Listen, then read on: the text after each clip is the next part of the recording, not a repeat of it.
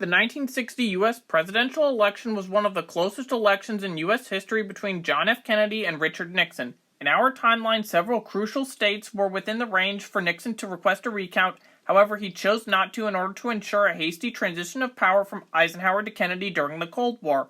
Also, Nixon didn't look as good compared to Kennedy in the first televised presidential debate in U.S. history. However, in the following televised debates, Nixon presented himself a lot better and the two appeared as equals.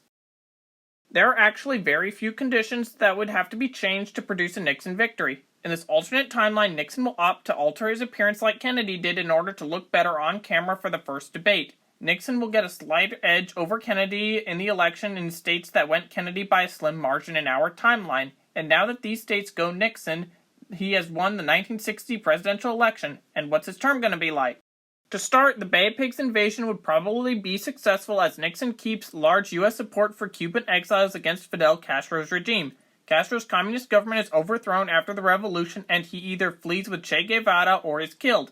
Cuba then comes under the control of the Second National Front of Escambre, which was separate from the Castro faction and had fought for the revolution against Batista's dictatorship. But instead of wanting to be communist, the Second National Front fought to install a democracy in Cuba. The Soviets would probably not be very happy with this development, and likely would increase aid to other communist movements in Latin America and Africa, but I'll pick up on that a little later. But without a communist Cuba, there is no Cuban Missile Crisis, and that could have a major impact on détente between the US and USSR. You see, before the Cuban Missile Crisis, the US and Soviets were on a trajectory of escalation in the Cold War. Since in our timeline the world came so close to World War III and therefore nuclear war over the course of 13 days, things began to de-escalate afterwards. Without the Cuban Missile Crisis, it's difficult to determine the future of the arms race and escalation in this alternate 1960s. On the one hand, things are still pretty tense, and some indeterminate factor can happen in this alternate timeline to correct the course of détente. But on the other hand, another unpredictable variable in this alternate timeline could cause something very bad to happen. Skipping away from the idea of World War III, the Berlin Wall is still built like in our timeline and Germany's even further divided between East and West. Nixon probably wouldn't be able to do anything different compared to Kennedy on Germany and Europe in general, with the potential exception being Nixon's handling of the Jupiter missiles in Turkey, but that again depends on 1962 without the Cuban Missile Crisis. The US was going to pull these missiles out anyway, but it might be for a Soviet concession in this alternate timeline. Regarding the space race, I don't think that Nixon will issue the same challenge as Kennedy did to put a man on the moon by the end of the 1960s. So instead, I feel like the US would put a man on the moon in the 1970s, but it just won't be as fast because although the space race is considered a good front in the Cold War for the US to put efforts in, it's not a major point here in this alternate Nixon administration. Turning to Africa, the Congo crisis was a major conflict which lasted throughout the early to mid-1960s. Unlike Kennedy, it's possible that Nixon might recognize the Katanga breakaway state as Moise Tshombe was a pro-Western leader who held control over many natural resources, but that is not a certainty and what would have many moving pieces to it as it would impact a lot of the Congo crisis as Congolese politics in the 1960s was absolutely insane. One thing is for sure, though, regarding the Congo crisis, is that Nixon supports all efforts against the Simba and Kwilu rebels who are going to be even more backed by the USSR, China, and communist Cuban exiles. In this alternate Simba and Kwilu rebellions, the Soviets and Chinese are going to heavily invest in the rebellions as a result of the loss of Cuba. However, this will probably go very poorly for them as the Simbas and Kwilus were extremely brutal, very unorganized, and extremely unprofessional as a fighting force. I believe they would be defeated by the Congolese state and mercenaries, but the death toll would be even more catastrophic than it was in our timeline. Again, there's a lot of moving pieces, especially considering how Nixon would react to Katanga, but assuming everything on that front went the same as it did in our timeline, then I think Nixon strongly supports the DRC when it comes under Tshombe's presidency.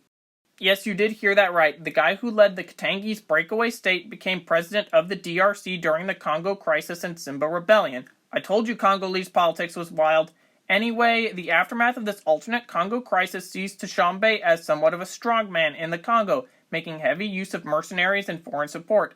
But that is just the immediate aftermath, with heavy ramifications afterwards that I can't get into here because of all the moving pieces. But the Soviets and Chinese are going to get massive international backlash for escalating the devastating Congo crisis. In Latin America, this alternate Nixon administration would have a bit of a rockier relationship with South American states compared to Kennedy. For example, when Nixon was vice president and made a trip through South America, his motorcade was attacked in May of 1958 in Venezuela. Close to being killed while a couple of his aides were injured in a melee, Nixon ended up unharmed and his entourage managed to reach a U.S. embassy while he remained remarkably composed the entire time. I bring this up because the event profoundly impacted Nixon's viewpoint on Latin America during his actual presidency, and would of course affect his policies after winning the alternate 1960 election. After the event, the U.S. National Security Council would list Yankee phobia as a key challenge to U.S. interests in Latin America, and Nixon would likely support more regimes which were supportive of the U.S. regardless of regime type during his time in office. Also, due to his 1958 Venezuela incident, I don't think that Nixon would be assassinated in Texas while driving around in a motorcade with an open top. Regarding the Middle East and this alternate timeline, Nixon would be extremely supportive towards Iran and the Kurds. In our timeline, Nixon was very friendly with the Shah during his 2 terms and sold Iran extensive weaponry and jets, which probably wouldn't change in this timeline. The difference is that it's possible that Nixon enters into a larger trade agreement with Iran, which might prolong the Iranian Revolution, but that's not something that I'm going to be getting into in this video. But during the first Iraqi-Kurdish war, the U.S. will provide even more aids to the Kurds with Iran and Israel against the Qassimist regime, which might improve the Kurdish position against Iraq, but the war was essentially a stalemate. But that might change the idea of what happens after the ceasefire. Okay, so on to the Vietnam War in Nixon's first term. Honestly, I don't see any difference between Kennedy and Nixon's handling of the war in Vietnam from 1961 to 1963, with advisors and special forces being sent to Indochina. However, things will be very different when comparing Nixon to Johnson's handling of the war in 1964, especially with the Gulf of Tonkin incident. Nixon is a lot less likely to regard waves as a second attack by NVA gunboats. Therefore, he doesn't pass the Gulf of Tonkin resolution, but he does send more aid to South Vietnam. Build-up in Vietnam continues, but Nixon believed in the Nixon Doctrine where the U.S. provides some aid to states, but primarily the responsibility for that state's defense is their own. Meanwhile, the U.S. remains committed to treaty responsibilities, so either South Vietnam remains primarily responsible for their own defense against the NVA and Viet Cong, or South Vietnam enters an unlikely treaty with the United States. The course of the war under Nixon could honestly be its own video, so let me know in the comments if you want me to make that video at some point. I believe that Richard Nixon and Henry Cabot Lodge Jr. would easily win a second term in 1964, probably against Lyndon B. Johnson, who bullies his way to the nomination. Johnson would face a somewhat divided Democratic Party, as Nixon would pass the Civil Rights Act of 1964. I feel like Johnson might have George Wallace as his running mate in an attempt to unite the party, or Johnson might have Hubert Humphrey, and Johnson would be more open about how racist he was. Either way, Nixon is defeating Johnson as things were pretty good. Also, I feel like RFK would endorse Nixon over Johnson because the two mutually hated one another. In his second term, one major event will be the Nigerian Civil War, which breaks out in 1967. Nixon strongly supported Biafra against Nigeria, and this occurred in our timeline. However, Johnson was president from 1967 to 1968, and he was his extremely racist self regarding the starving Biafrans, who he talked about as if he was in an old-school Call of Duty lobby, so use your imagination there.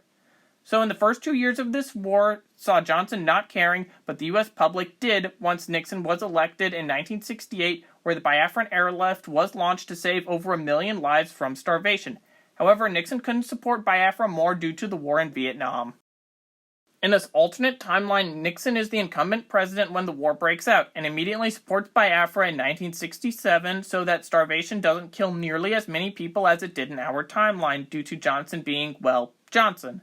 Nixon is able to do an earlier Biafran airlift and give medical aid. He potentially provides Biafra with military aid against Nigeria, but it's more likely that Nixon pressures Nigeria since Nigeria is aided by the Soviet Union. It might become a proxy war, but I'm not too sure about that. But everything does depend on the uncertainty of the Vietnam War under Nixon's second term.